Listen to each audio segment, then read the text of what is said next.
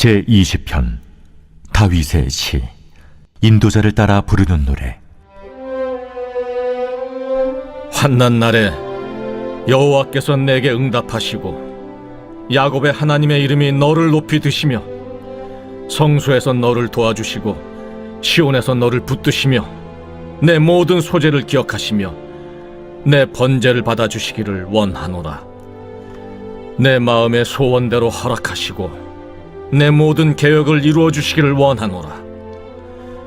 우리가 너의 승리로 말미암아 계가를 부르며 우리 하나님의 이름으로 우리의 깃발을 세우리니 여호와께서 내 모든 기도를 이루어 주시기를 원하노라. 여호와께서 자기에게 기름 부음 받은 자를 구원하시는 줄 이제 내가 아노니 그의 오른손에 구원하는 힘으로 그의 거룩한 하늘에서 그에게 응답하시리로다. 어떤 사람은 병거, 어떤 사람은 말을 의지하나 우리는 여호와 우리 하나님의 이름을 자랑하리로다. 그들은 비틀거리며 엎드러지고 우리는 일어나 바로 서도다. 여호와여, 왕을 구원하소서. 우리가 부를 때 우리에게 응답하소서.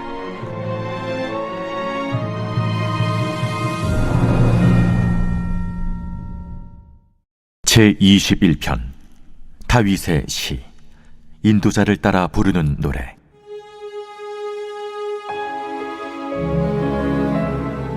여호와여, 왕이 주의 힘으로 말미암아 기뻐하며 주의 구원으로 말미암아 크게 즐거워하리이다. 그의 마음의 소원을 들어주셨으며 그의 입술의 요구를 거절하지 아니하셨나이다. 주의 아름다운 복으로 그를 영접하시고 순금관을 그의 머리에 씌우셨나이다. 그가 생명을 구하매 주께서 그에게 주셨으니 곧 영원한 장수로소이다. 주의 구원이 그의 영광을 크게 하시고 존귀와 위엄을 그에게 입히시나이다. 그가 영원토록 지극한 복을 받게 하시며 주 앞에서 기쁘고 즐겁게 하시나이다. 왕이 여호와를 의지하오니 지존하신 이의 인자함으로 흔들리지 아니하리이다. 왕의 손이 왕의 모든 원수들을 찾아내며 왕의 오른손이 왕을 미워하는 자들을 찾아내리로다. 왕이 노하실 때 그들을 풀무불 같게 할 것이라. 여호와께서 진노하사 그들을 삼키시리니 불이 그들을 소멸하리로다. 왕이 그들의 후손을 땅에서 멸하며 그들의 자손을 사람 중에서 끊으리로다. 비록 그들이 왕을 해하려 하여 음모를 꾸몄으나 이루지 못하도다. 왕이 그들로 돌아서게 하며 그들의 얼굴을 향하여 활시위를 당기리로다. 여호와여, 주의 능력으로 높임을 받으소서. 우리가 주의 권능을 노래하고 찬송하게 하소서. 네, 오늘 시편 1권의 시편 20편과 21편 함께 살펴보도록 하겠습니다. 서론 보겠습니다. 시편은 총 5권으로 구성되어 있고요. 1편과 2편은 서론에 해당되고 146편에서 150편까지가 결론에 해당됩니다. 제1권은 총 4개의 단락으로 이루어져 있는데요. 3편에서 14편, 15편에서 24편, 25편에서 34편, 35편에서 41편. 그중에 우리는 두 번째 단락에 와 있습니다. 두 번째 단락의 핵심은 토라, 말씀입니다. 15편에는 여호와의 율법대로 살아가는 자가 하나님의 장막에 머문다. 16편은 이방 신들을 섬기는 자들로 둘러싸인 상황에서 예배를 갈망하는 다윗의 모습을 보여줍니다. 17편에는요, 억울한 상황에서 하나님의 말씀으로 마음을 다스리는 다윗을 보여주고요. 18편에서는 하나님이 놀라운 방법으로 다윗을 도우신 이유는 말씀대로 살았기 때문이라고 합니다. 19편에서는 하나님의 일반 계시와 특별 계시를 통해 말씀하신다는 것을 보여주고 있습니다. 오늘 시편 20편과 21편에서는요, 왕이 전쟁을 위해 왕을 빼주시면 되겠습니다. 20편, 21편은 전쟁을 위해 하나님께 기도하는 것과 전쟁에서 돌아오는 왕에게 찬송하는 장면이 담겨 있습니다. 그 밑에 표가 두 번째 단락의 표입니다. 그 핵심에 토라시가 있고 양옆에 제왕시 왕을 위한 노래가 있는데요. 그중에 20편, 21편 함께 살펴보도록 하겠습니다. 네, 우리 함께 1절부터 3절을 교독해 보겠습니다. 다윗의 시 인도자를 따라 부르는 노래. 환난날에 여호와께서 내게 응답하시고 야곱의 하나님의 이름이 너를 높이 드시며 성소에서 너를 도와주시고 시온에서 너를 붙드시며 내 모든 소재를 기억하시며 내 번제를 받아주시기를 원하노라. 1번입니다. 시편 20편은 언제 부르는 노래일까요? 예, 환난날에 맞습니다. 환난날에 부르는 노래입니다. 이 환난날이 무엇일까? 환난날에 부르는 중보기도. 시편 20편의 표제어에는 다윗의 시임을 보여주고 있습니다. 또한 인도자를 따라 부르는 노래이기에 회중 찬양임을 알 수 있죠. 이 찬양은 예배 때 부르는 찬양이에요. 그런데 어떤 예배인가? 환난날에 예배를 드리는데 그때 부르는 노래입니다.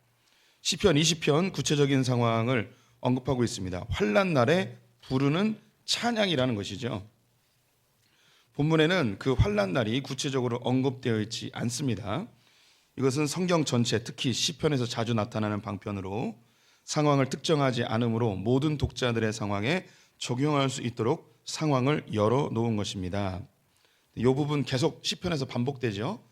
성경 곳곳에서, 특별히 시편에서는 이 노래를 언제 부르는지 그 특정한 상황을 제시하지 않고 우리가 성경 전체 스토리에서 이때쯤일 거다라고 가정을 할 수 있습니다. 이렇게 구체화시키지 않은 것은 우리 모든 성도들이 자기의 상황에 개인적으로 적용할 수 있도록 상황을 열어놓은 것이라고 말씀드리겠습니다. 그런데 몇 가지의 경우를 충분히 예상할 수 있습니다. 첫째, 전쟁에 나갈 때 왕을 위한 기도. 둘째, 국가적 위기를 맞았을 때 성도들이 하나님 앞에 드리는 기도. 셋째, 개인이나 가족, 공동체가 겪는 환난을 위한 기도 등으로 우리가 구체화할 수 있겠죠. 이 중에서 본문에 어떤 사람은 병거, 어떤 사람은 말을 의지하나 여호와여 왕을 구원하소서라는 구절을 통해 전쟁에 나갈 때 왕을 위한 기도로 특정 지을 수 있을 것입니다. 시편 20편은 다윗이 지었지만 그 내용은 백성들이 왕을 위한 기도의 내용입니다. 다윗이 전쟁에 나갈 때에 하나님께 예배하였고 그때 백성들은 시편 20편으로 찬송하며 다윗을 위해 기도한 것입니다. 이 시편 20편은 다윗이 전쟁에 나가기 전에 하나님께 예배를 드리는데 회중들, 백성들이 함께 와서 그 예배 때 이 찬양을 불러달라고 한 거죠. 그래서 만든 거예요. 그래서 이 노래는 다윗을 위한 중보 기도의 노래입니다. 디모데전서 2장 1절 2절 우리 성도형 한번 읽어봐 주십시오. 시작. 그러므로 내가 첫째로 권하노니 모든 사람을 위하여 간구와 기도와 도고와 감사를 하되 임금들과 높은 지위에 있는 모든 사람을 위하여 하라. 이는 우리가 모든 경건과 단정함으로 고요하고 평안한 생활을 하려 함이라. 아멘. 성경에는 네 가지 기도의 방편을 등장시킵니다. 간구, 기도, 도고, 그리고 감사입니다. 간구는 원하는 것을 구하는 청원 기도이죠. 감사는 하나님이 행하신 일과 행하실 일에 대한 기도입니다. 기도는 하나님과의 사귐의 기도이죠. 대화입니다. 그리고 도고, 인터세션이라고 영어로 되어 있는데요. 헬라어의 개념으로는 함께하는 기도라는 뜻입니다. 한국 교회에서는 중보기도라는 말을 흔히 사용을 하죠. 도고, 헬라어에 있는 이 도고를 한문으로 이렇게 번역을 한 거예요. 그래서 한글 성경도 한문을 그대로 쓰고 있는 것입니다. 빌도자에 말할 고, 함께 기도하다는 의미가 이 도고라는 단어에 담겨 있지 않죠. 그래서 한국 사회는 성경은 도고라고 써 있지만 한국 교회는 이걸 그렇게 도고라는 단어를 흔히 사용하지 않죠. 그 의미가 확실히 전달되지 않기 때문입니다. 대신에 이제 중보라는 단어가 있는데요. 중보는 중간에서 책임지다라는 의미로 가운데 중자와 책임질 보를 사용합니다. 중보기도는 하나님과 사람 사이에서 책임지고 기도하는 것이기에 중보기도라는 단어가 더 적절합니다. 도고기도라는 말보다 중보기도라는 말이 더 적절한데요. 근데 이걸 한국교회에서, 성경에서 중보라고 안 썼어요. 왜 안 썼느냐?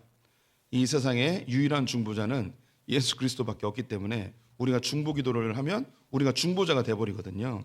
그러면 성경과 맞지 않는 거예요. 그래서 한국적 단어로 이걸 쓸 수 있는 단어가 없어서 그냥 도구라고 썼는데요. 그냥 우리는 흔히 그냥 중보기도라고 하는 겁니다. 그렇다고 우리가 중보자는 아니에요. 그냥 중보기도를 하는 것뿐이죠. 예, 중보기도는 하나님과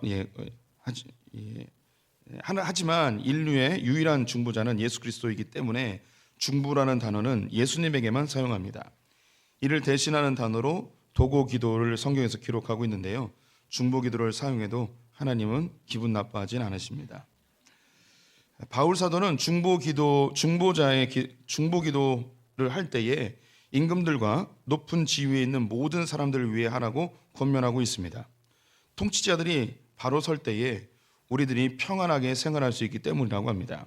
사탄이 믿는 자들을 미혹하고 핍박하는 방편으로 통치자들을 활용하죠. 한 명의 통치자가 바로 서지 못하면 많은 사람들이 고통을 겪게 되어 있습니다. 예를 들어 네로나 히틀러, 김일성, 모택동, 스탈린 등이겠죠. 네, 우리 성도님들을 사단이 미혹해서 넘어뜨리는 것보다 통치자들 한 명을 넘어뜨리는 게 더 효과가 큽니다. 그래서 이 땅의 통치자들을 위해서 우리 성도님들이 기도해야 됩니다. 모든 조직의 통치자들을 위해서 기도해야 됩니다. 그 통치자들로 인해서 그 공동체가, 그 국가와 민족이 평안하고 고요하게 살 수 있기 때문이죠. 가장 작은 단위의 조직이라면 가장을 위해서 기도하셔야 됩니다. 마음에 안 들어도 기도해 주셔야 됩니다. 예, 아멘이 안 나옵니다. 마음에 안 들어도 가장을 위해 기도해 줘야 됩니다. 아멘, 할렐루야. 그리고 또 우리는 교회 공동체 안에 있습니다. 교회 공동체 안에서는 또 담임 목사를 위해서 기도해야 하는 것이죠. 또 인천에 살고 있기 때문에 인천의 시장을 위해서 기도해야 되고 대한민국 대통령을 위해서 기도해야 됩니다. 내가 그 사람을 찍지 않았어도 그 사람을 위해서 기도해 줘야 되는 것이 우리 크리스찬들의 의무이겠죠. 예, 지금 대통령이 갑자기 사단의 미혹에 빠져서 휘가닥 해가지고 교회 다 문 닫아라고 하면 큰일 나겠죠. 이런 일이 있지 말라는 법이 없습니다. 북한이 그러했고 중국과 소련이 그러했습니다. 예, 지금도 중국은 끊임없이 교회를 핍박하고 있고 문을 닫게 하고 그렇죠. 베트남도 공산주의 국가라서 베트남도 교회를 굉장히 억압하고 있습니다. 예전에 베트남은요 200명 이상 모이면 신고하게끔 돼 있었어요. 근데 지금은 몇 명이 모이든 신고하게 되어 있어요. 그 주에 하는 예배의 본문과 제목과 기도자, 설교자 이런 것을 다 종교성에 다 보고를 하고 있어요. 이게 그 전 세계의 신앙을 자유롭게 할 수 있는 나라가 몇 안 돼요. 동남아시아에서 선교사님이 제일 많이 들어가 있는 곳이 어디냐면 캄보디아인데요. 캄보디아에 한국인 선교사님이 공식적으로 한 3,000명 들어가 있습니다. 그들의 가족까지 하면 10,000명 정도 되는데요. 왜 이렇게 많이 캄보디아에 들어가 있냐면 캄보디아만 동남아시아에서 유일하게 선교가 자유로워요. 그래서 그곳으로 많이 가는 거죠. 베트남은 지금도 자유롭지 못합니다. 이 종교 비자를 받는 것은 엄청나게 어렵습니다. 그 외에 불교 국가들, 이슬람 국가들 다 마찬가지죠. 그래서 우리가 있는 이 땅에 특별히 통치자들을 위해서 기도하라고 이야기합니다. 지금 이 시편 20편은 이스라엘의 왕인 다윗을 위해서. 근데 이 시가 다윗만을 위한 시는 아니겠죠.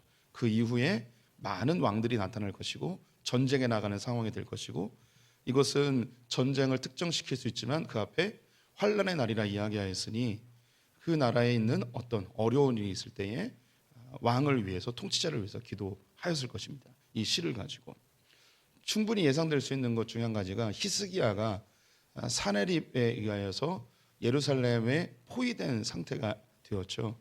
그때 이사야 선지자를 비롯한 모든 사람들에게 금식으로 기도할 것을 요청하였습니다. 그때 분명히 이 예루살렘에 갇혀 있는 이 하나님의 백성들이 부르짖었을 기도는 분명히 시편 20편일 것입니다. 이 시를 찬송으로 부르면서 하나님 앞에 간절히 기도했겠죠. 우리가 이제 기도문이 있는 게 유익한 부분이 있어요. 어떤 상황이 되면 그 기도를 하면 되거든요. 그런데 우리 종교개혁하면서 이 기도문을 다 버리고 왔어요. 이게 기도문이 우리에게 좋은 기도의 모범이 될 수 있는데 이게 또 주문이 돼 버려요. 그래서 카톨릭에서는 이 기도의 모범이 있었는데 이게 다 주문처럼 돼 버려 가지고 그걸 다 버리고 하나님 앞에 자유롭게 기도하게끔 하였는데 기독교 서점에 가시면은 기도 모범집이 있습니다. 거기에 다양한 케이스, 뭐 자녀가 아플 때, 사업이 안 될 때, 마음이 어려울 때 여기에 어울리는 이 기도문들이 있어요. 뭐 지금 뭐 서점을 찾지 않더라도 뭐 핸드폰으로 검색해 보시면 그런 기도문이 나옵니다. 그래서 내가 뭐라고 기도해야 될지 모를 때 그런 걸 가지고 기도하면 좋겠죠. 그런데 더 좋은 거 시편이 있잖아요. 시편. 그래서 우리 성도님들 많이 들어보셨을 거예요. 힘들고 어려울 때 그 어떤 성경보다도 시편을 읽으라고 합니다. 그런데 여기서 한 가지 더 얘기를 말씀드리면 종종 말씀드리는데 시편을 읽을 때 특히 시편을 읽을 때는 눈으로 읽지 마시고 우리의 목소리로 읽어주시면 좋을 것 같아요. 왜냐하면 이 모든 게 기도이기 때문입니다. 그래서 지금 이 다윗은 자신뿐만 아니라 그 이후로 모든 왕들을 위하여 모든 통치자들을 위해서 백성들이여 이런 기도로 그들을 위해서 중보 기도해 주십시오라고 기도문을 만들어서 함께 찬양하고 있는 것이죠. 1절부터 3절을 제가 다시 한번 번역해 보겠습니다. 하나님 환난 날에 다윗에게 응답하시고 야곱의 하나님의 이름이 다윗을 높이 드시옵소서. 성소에서부터 다윗을 도와주시고 시온에서부터 다윗을 붙들어 주시옵소서. 다윗이 드리는 모든 소제를 기억하시고 다윗의 번제를 받아 주시옵소서. 이 기도를 우리의 중보기도로 바꿔봅시다. 하나님, 김상은이가 고난과 시련을 만날 때 나를 만났습니다. 김상은에게 응답하시어 하나님의 이름으로 김상은을 높여 주시옵소서. 예배당에 나와 예배할 때 도와주시고 기도할 때 붙들어 주시옵소서. 김상은이 주님께 드리는 모든 예배와 기도를 받아 주시옵소서. 이런 이게 다윗이 우리에게 알려준 중보기도의 모범인 것이죠. 4절 5절 성도님들 한번 읽어봐 주십시오. 시작. 내 마음의 소원대로 허락하시고 내 모든 계획을 이루어 주시기를 원하노라. 우리가 너의 승리로 말미암아 계가를 부르며 우리 하나님의 이름으로 우리의 깃발을 세우리니 여호와께서 내 모든 기도를 이루어 주시기를 원하노라. 2번입니다. 백성들은 다윗이 승리하고 돌아오면 무엇을 한다고 하나요? 계가를 부른답니다. 승리하고 돌아오는 우리가 너의 승리로 말미암아, 여기 너가 누구냐면 다윗이에요.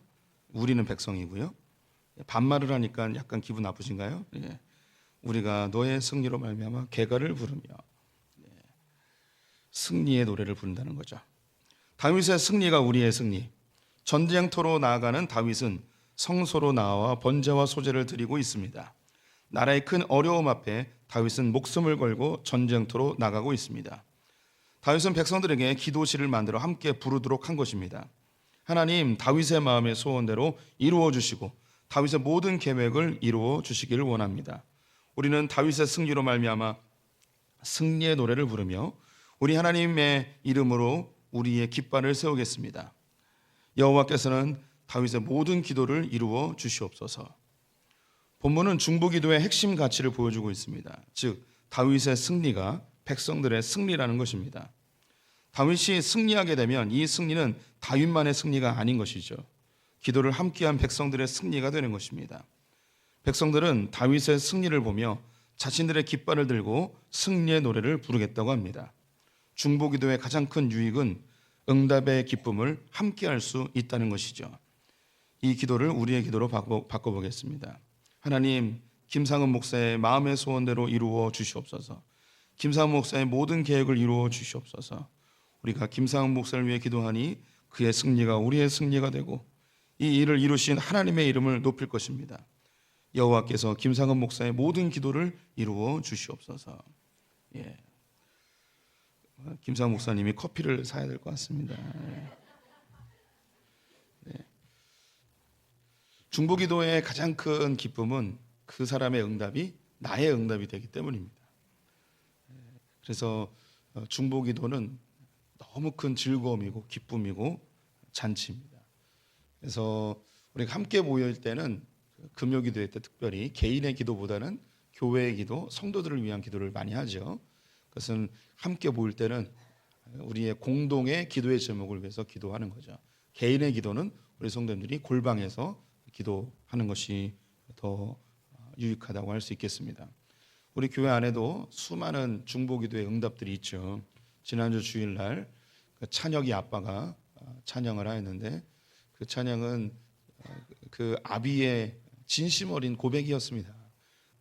아들이 암에 걸려서 쩔뚝거리고 있는 모습을 보며 얼마나 마음이 아파했을까요? 그런데 그것이 암 소견이 나왔는데 정밀 검사해 보니까 암이 아닌 걸로 된 거예요. 그래서 치료가 된 건 아니에요. 아직도 그 고관절 안에 이 고름이 있어서 이 고름이 뼈를 계속 녹게 해요. 이걸 계속 치료해야 되는데, 그래서 우리 성도님들이 더 기도를 계속 해주셔야 되는데, 그래도 암인 것과 그냥 고름인 것과 이건 큰 차이가 있는 거죠. 그래서 하나님이 암을 그냥 단순 종양으로 바꿔주신 줄 믿습니다. 네. 그러니까 이것이 단순한 소식이 아니고 이게 우리 함께 기도했기 때문에 우리에게 기쁜 소식이 되는 것이죠. 6절부터 9절 교독해 보겠습니다. 여호와께서 자기에게 기름 부음 받은 자를 구원하시는 줄 이제 내가 아노니 그의 오른손에 구원하시는 힘으로 그의 거룩한 하늘에서 그에게 응답하시리로다. 어떤 사람은 병거 어떤 사람은 말을 의지하나 우리는 여호와 우리 하나님의 이름을 자랑하리로다. 그들이 비틀거리며 엎드러지고 우리는 일어나 바로 서도다. 여호와여 왕을 구원하소서. 우리가 부를 때 우리에게 응답하소서. 3번입니다. 그리스도인들이 이 세상에서 큰 상을 받는 방법은 무엇일까요?는 이건 지난주 거네요. 네, 이거는 없애버리시고 문제를 못 만들었네요. 중보기도의 능력. 전쟁터로 나가는 다윗을 위해 함께 기도하는 중보기도자들은 자신들의 기도의 대상이 누구인지 선포하고 있습니다. 그분은 언약의 하나님이십니다. 기름 부음 받은 자를 반드시 구원하는 분이라는 것이죠. 이것은 하나님이 기름 부어 세운 자를 통해 행하길 원하시는 목적과 계획을 완성하셔야 하기 때문입니다. 그 하나님은 구원의 오른손으로 응답하시는 분이십니다. 이 부분이 굉장히 중요한데요. 그 하나님이 기름 부어 세우신 자들이 있는데 왕과 선지자와 제사장입니다. 이들이 특별하기 때문에 기름 부은 것이 아니고 이 기름 부은 받은 자를 통해서 하나님이 이루실 목적과 계획이 있기 때문에 이 사람이 특별해지는 거예요. 하나님이 이들을 보호하시고 인도하시고 하나님의 특별한 관심을 갖고 계십니다. 그 이유는 그 사람이 특별해서가 아니고 다시 언급하지만 하나님이 이 사람을 통해서 이루길 원하시는 목적과 계획이 있기 때문이죠. 그러면 우리 성도님들은 기름 부음 받은 자일까요? 맞습니다. 우리는 예수 그리스도와 함께 세례 받은 자들이에요. 성령의 기름을 부은 자들이죠. 성령이 아니고는 그 누구도 예수를 주라고 고백할 수가 없습니다. 우리 성도님들 한 분 한 분이 하나님의 특별한 목적과 계획을 소유한 자들입니다. 그래서 하나님이 우리 성도님들을 지켜보고 아들을 아낌없이 내어주시고 우리 성도님들의 기도에 응답하시고 관심 갖고 함께 동행해 주시는 거예요. 내가 뭔가 특별한 어떤 열심이나 내 헌신이나 의로움이나 이런 것과 관계없이 주님이 날 향한 목적과 계획이 있기 때문에 우리에게 관심 갖고 우리가 동행해 주신다는 사실을 기억하셔야 합니다. 본문을 다시 번역해 보겠습니다. 우리 하나님께서 반드시 기름 부음 받은 자를 구원하실 줄 믿습니다. 그의 오른손에 구원하시는 힘으로 거룩한 하늘로부터 그에게 응답하실 것을 믿습니다.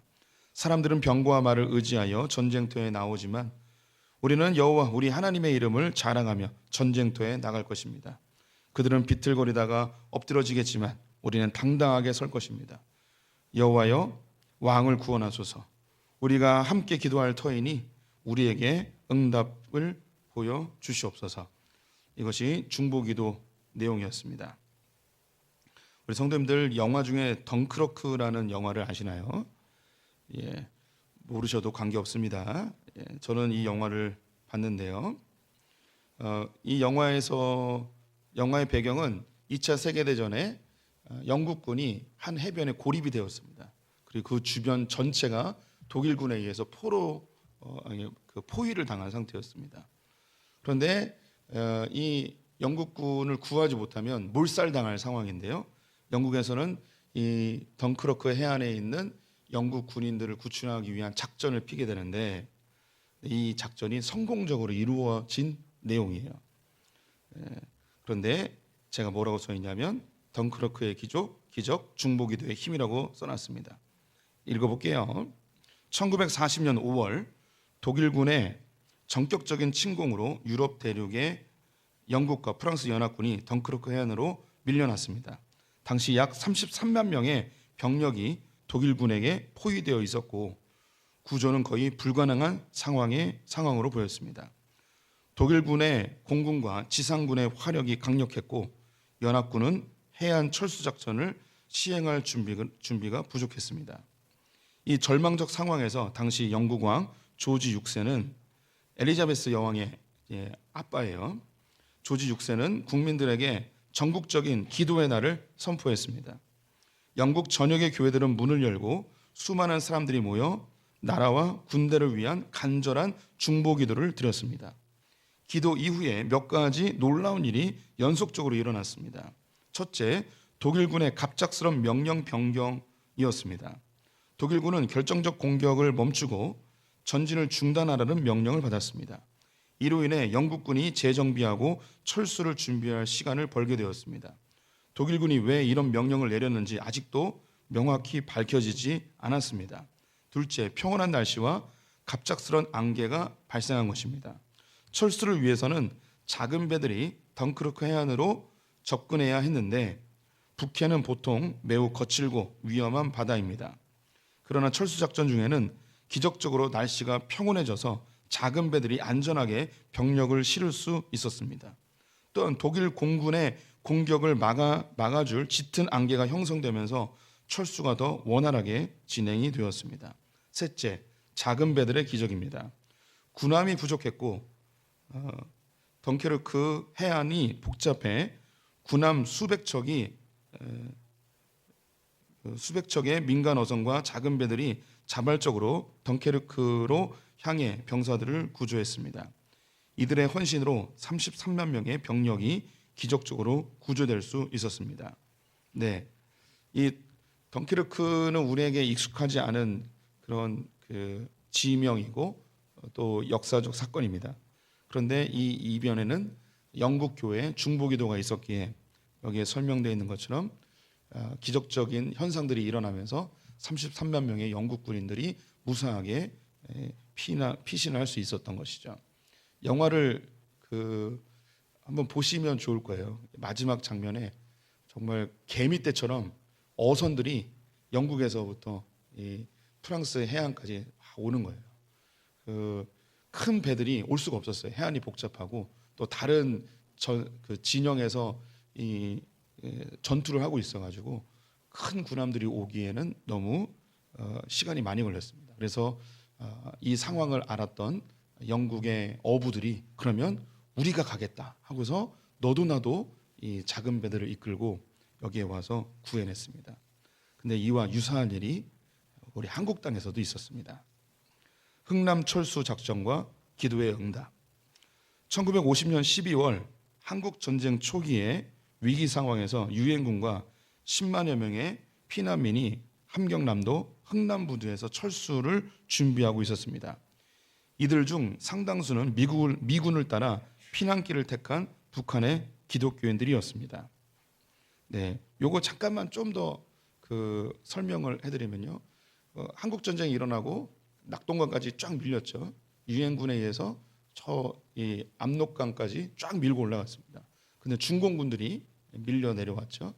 이때 북한에 있었던 공산당에 핍박받았던 기독교인들이 이 미군들을 엄청나게 도와줬어요. 네.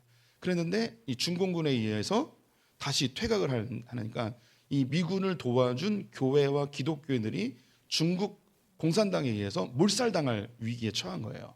그래서 미군이 퇴각할 때 이 북한에 있는 기독교인들이 미군을 쫓아서 자기의 삶을 다 버리고 따라 나오게 됐습니다. 그래서 따라 나와서 뒤를 따라서 간 게 이 흥남부두까지 도망을 오게 된 거예요. 그래서 이 흥남부두에 많은 기독교인들이 있었고, 우리가 알듯이 이분들이 거제 들어와서 이 경남 지방에 기독교인들 이 교회들이 피난민 교회들이 많이 생기게 된 겁니다. 계속 읽어볼게요. 당시 중공군의 대규모 반격으로 인해 흥남 지역이 포위되었고 유엔군과 피난민들은 절체절명의 위기에 처해가 되었습니다. 이 상황에서 미국 장병들과 피난민들은 서로 연합하여 간절히 하나님께 기도하기 시작했습니다. 군목과 선교사들이 부두에 남아 기도를 이끌었고, 피난민들 사이에서는 살아남을 길을 열어달라고 간절히 중보 기도가 이어졌습니다. 기도 이후 일어난 몇 가지 놀라운 사건은 크리스마스의 기적이라고 지금도 불리고 있습니다. 그 위에 포스터, 영화 포스터인데요.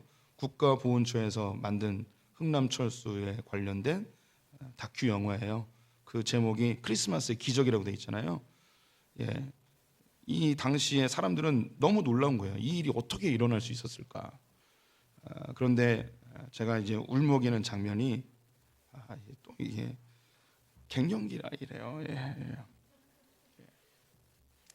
군목들과 선교사님들이 이 배에 안 탔어요. 배 안 타고 기도 끝까지 이 배가 잘 떠나는 그 상황을 보면서 끝까지 기도하셨습니다. 또 여기에 그 많은 장로님들 또 권사님들 이런 분들도 자리가 없으니까, 우리 오래 살았으니까 젊은 사람들 너희들 먼저 가라고 우리가 기도해 줄게. 이런 역사적 현장이에요. 참, 예. 갱년기야 물러가라. 무슨 기적이 일어났는가? 첫째, 날씨의 기적입니다.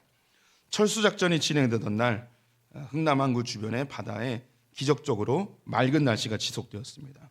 겨울철 북쪽 바다는 보통 강풍과 눈보라로 위험했으나 철수가 끝날 때까지 이상할 정도로 평온하였습니다. 이런 날씨 조건은 대규모 철수를 가능하게 만들었습니다. 둘째, 피난민 수송입니다. 철수 작전을 위해 배치된 수송선들은 군인과 피난민을 실어 나를 공간이 부족했지만 미군의 수송선 몰레디스 빅토리아호는 약 14,000명의 피난민을 한 번에 태워 기적적으로 탈출에 성공했습니다. 이 배는 일반적인 화물선으로 승객을 태울 설비도 물자도 거의 없었지만 부산까지 무사히 도착하였습니다. 이 사건은 세계 해상 구조 역사상에서 가장 큰 규모의 기록으로 지금까지 남아 있습니다. 셋째, 시간의 여유. 중공군의 빠른 진격에도 불구하고 유엔군과 피난민들은 철수에 필요한 시간을 벌 수 있었습니다. 이런 중공군의 작전 지형과 이상하리만큼 신속하게 진행된 철수 작전 덕분이었습니다. 예, 우리는 이 흥남 부두의 철수 작전만 알고 있는데 그 뒤에 목사님들, 장로님들, 권사님들, 선교사님들의 중보 기도가 있었다는 건 잘 모르죠. 예, 하나님이 이 중보 기도를 들어주시는 거죠. 네, 하나님께서 기도 살아계심을 이 현장에 있었던 사람들, 기도를 목격했던 사람들, 그리고 주님 위해서 북한의 교회를 지켰던 그 성도들을 하나님이 구하심의 증거를 보여주신 거죠. 예, 계속 읽어볼게요. 십자가를 앞에 두신 예수님은 기도하기 위해 겟세마네 동산에 오르셨습니다. 이때 베드로, 야고보, 요한이 함께 하였는데요. 예수님은 그들에게 중보 기도를 요청하였습니다. 기름 부음 받은 자이신 예수 그리스도가 환난의 날을 맞아 전쟁터로 나가고 계신 것이죠. 땀에 피가 배어 나올 정도로 간절히 기도하였지만 제자들은 피곤하여 잠들었습니다. 예수님은 제자들에게 시험에 들지 않도록 깨어 기도하라고 하였음에도 불구하고 그들은 잠들어 버렸습니다. 결국 십자가 앞에 그들은 예수를 부인하고 저주하며 떠나버렸죠. 예수의 대적들은 칼과 무기로 공격하였지만 예수님은 하나님의 구원의 손으로 부활하셨습니다. 부활하신 예수님은 제자들을 다시 찾아가 회복시키시고 주님이 다시 오실 때까지 기도하며 깨어 있으라고 다시 우리에게 중보의 부탁을 하시죠. 모든 기도와 간구를 하되 항상 성령 안에서 기도하고 이를 위하여 깨어 구하기를 항상 힘쓰며 여러 성도를 위하여 구하라. 아멘. 네, 이 기도는 예수님이 제자들에게 요구했던 기도였습니다. 근데 그 기도를 제자들이 이루지 못했죠. 부활하신 예수님이 다시 제자들과 우리들에게 이야기하고 있습니다. 왕 대신 예수 그리스도를 위하여 기도하는 자가 되라고, 깨어 기도하라고, 그리고 우리의 지체들을 위해서 기도하라고 우리의 중보 기도를 요청하고 계십니다. 이제 21편으로 넘어가 보겠습니다. 21편 같이 읽어볼까요? 다윗의 시 인도자를 따라 부르는 노래.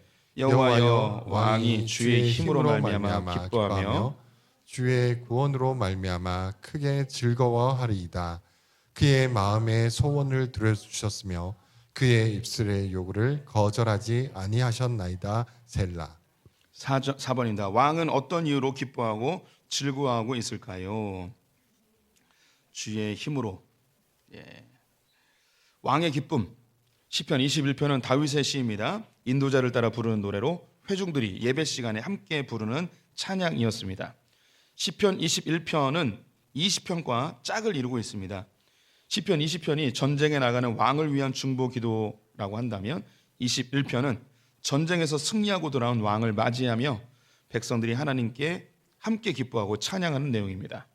다윗이 전쟁에서 승리하고 돌아왔을 때 백성들이 이런 찬양을 부르기를 간절히 바랬던 것이죠. 여호와여, 왕이 주의 힘으로 말미암아 기뻐하는 모습을 보시옵소서. 주의 구원으로 말미암아 크게 즐거워하고 있습니다. 왕의 마음의 소원을 들어주셔서 감사합니다. 왕의 입술의 요구를 거절하지 아니하셔서 너무너무 감사합니다.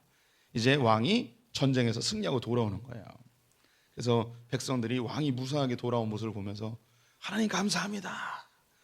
우리 왕이 여호와로 말미암아 저렇게 기뻐하며 돌아오게 하고 계시니 감사합니다. 멋진 장면이죠. 3절부터 7절 교독해 보겠습니다. 주의 아름다운 복으로 그를 영접하시고 순궁관을 그의 머리에 씌우셨나이다. 그가 생명을 구하매 주께서 그에게 주셨으니 곧 영원한 장수로소이다. 주의 구원이 그의 영광을 크게 하시고 존귀와 위엄을 그에게 입히시나이다. 그가 영원토록 지극한 복을 받게 하시며 주 앞에서 기쁘고 즐겁게 하시나이다. 왕이 여호와를 의지하오니 지존하신 이의 인자함으로 흔들리지 아니하리로다. 5번입니다. 왕이 승리하고 돌아온 이유는 무엇일까요? 오, 맞았습니다. 못 맞출 줄 알았는데 여호와를 의지하여서 승리하고 돌아왔다고 합니다. 왕의 귀한 전쟁터에 나갔던 왕이 승리하고 돌아오자 백성들은 하나님께 찬송을 올려드립니다. 하나님께서 아름다운 복으로 왕을 영접하시고 순금 면류관을 그의 머리에 씌우셨구나. 왕이 생명을 간거하니 하나님께서 그에게 주셨으니 곧 영원한 생명이로구나. 하나님께서 구원, 승리를 해 주심으로 왕의 영광은 더욱 커지고 존귀와 위엄이 널리 퍼지는구나. 주님께서 왕에게 영원토록 최고의 복을 받게 하시고 주님 앞에서 기쁘게 즐겁게 하시는구나. 왕이 여호와를 의지하니 지존하신 이의 인자함으로 인해 결코 흔들리지 아니하리로다. 얼쑤. 저는 이걸 쓸 때 정년이를 생각하며 썼습니다. 근데 해보려 하니 잘 안 됩니다. 안 해보겠습니다. 왠지 김사은 목사님은 잘할 것 같기도 한데. 잘할 수 있습니까?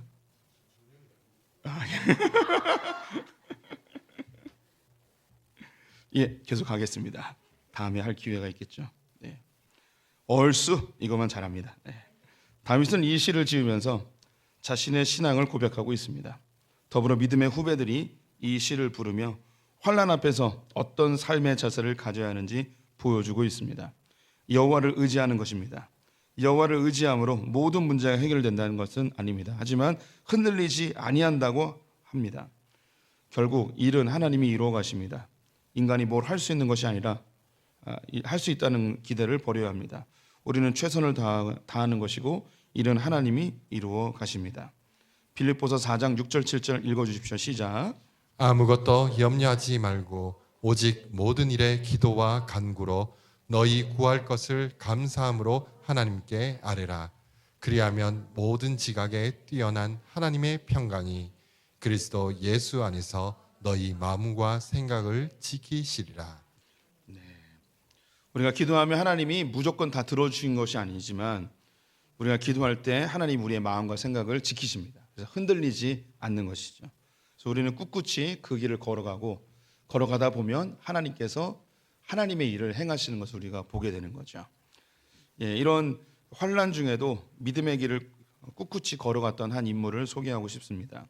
거기 잡지 이름인데 The Voice of the Martyrs라는, 이게 한국말로 번역하면 순교자의 목소리, 뭐 이런 잡지입니다. 우리나라에도 이제 번역돼서 나오고 있는데요. 전 세계의 기독교의 핍박, 교회의 핍박에 대한 이야기들을 이렇게 뉴스로 담아서 보여주는 그런 잡지입니다. 리처드 범블란트 목사님의 이야기. 리처드 범블란트는 루마니아의 유대인 가정에서 태어났습니다.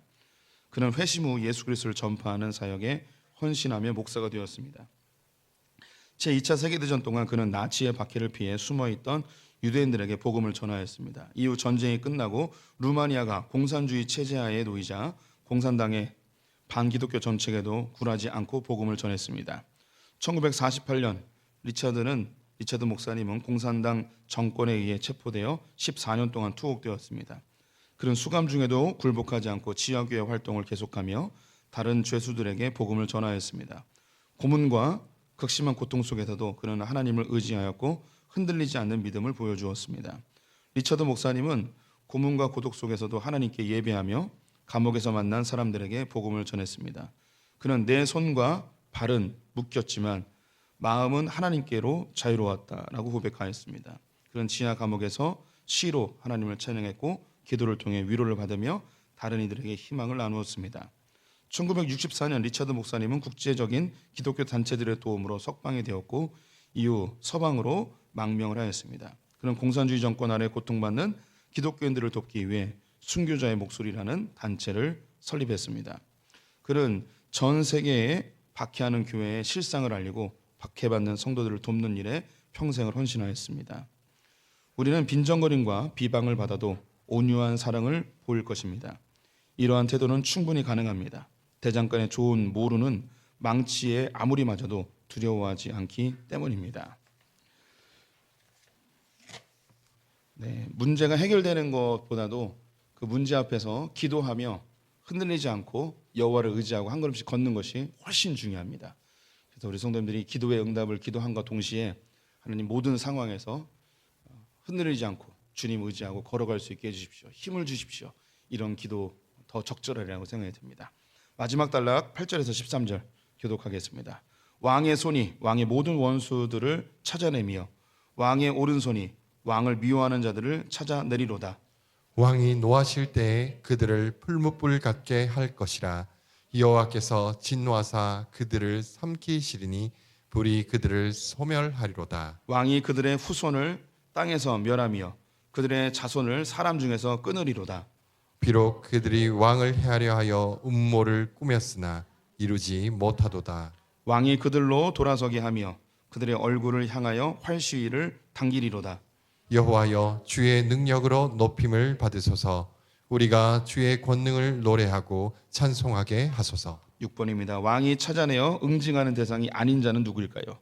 1번 모든 원수들, 2번 왕을 미워하는 자들, 3번 원수의 후손들, 4번 소품교회 성도들. 네, 4번입니다. 못 맞출 줄 알았는데. 왕의 승리. 전쟁터에서 승리하고 돌아온 왕을 향한 노래는 이후 원수들을 진멸하는 것에 대한 내용으로 이어집니다. 이 왕은 충성스러워서 자기 백성들을 괴롭히는 모든 원수와 왕들을 미워하는 자들을 찾아내 진멸할 것입니다. 왕의 마음이 하나님의 마음이어서 왕이 노하면 여호와께서 진노하셔서 그 원수들을 소멸시킬 것입니다. 원수들뿐만 아니라 그들의 후손들까지도 땅에서 완전히 제거해 버릴 것을 노래하고 있습니다. 원수들은 왕을 제거하기 위해 음모를 꾸미다가도 겁에 질려 돌아서게 될 것이고 그들을 향해 왕은 활시위를 당겨 진멸할 것입니다. 이 모든 것이 여호와의 능력과 권능으로 이루어짐을 노래하고 있습니다. 시편 20편과 21편은 왕이신 예수 그리스도와 제자들의 모습을 그대로 보여줍니다. 제자들은 예수님을 위해 중보하지 못했습니다. 예수님 십자가에 달려 죽으셨지만 부활하셔서 다시 제자들을 부르십니다. 그리고 기도하라고 명령하시며 승천하셨죠. 제자들은 다락방에 모여 기도하였고 성령이 임하자 그렇게 교회가 탄생하게 되었습니다. 이제 교회는 시편 21편의 노래를 해야 합니다. 죽음을 이기신 예수 그리스도, 원수 마귀를 물리치시는 예수 그리스도를 노래해야 합니다. 또한 예수님이 다시 오셔서 모든 예수를 대적하는 자들을 진멸할 것을 소망하며 우리는 믿음의 길을 걸어가야 할 것입니다. 계시록 19장 말씀 같이 읽어보겠습니다. 시작. 할렐루야. 주 우리 하나님 곧 전능하신 이가 통치하시도다. 우리가 즐거워하고 크게 기뻐하며 그에게 영광을 돌리세. 어린 양의 혼인 기약이 이르렀고 그의 아내가 자신을 준비하였으므로 그에게 빛나고 깨끗한 세마포 옷을 입도록 허락하셨으니 이 세마포 옷은 성도들의 옳은 행실이로다 하더라. 아멘. 이 다윗의 시는 예수 그리스도의 마음이 담겨 있습니다. 왕이신 예수 그리스도 십자가 앞에서 우리의 원수 마귀와 싸우러 나가시는 그 예수님을 향해 기도하라고 부탁하였는데 기도하지 못했지만 그분은 부활하셔서 우리에게 다시 부탁하시죠. 내가 다시 올 텐데 그때까지 기도하며 깨어 있으라고.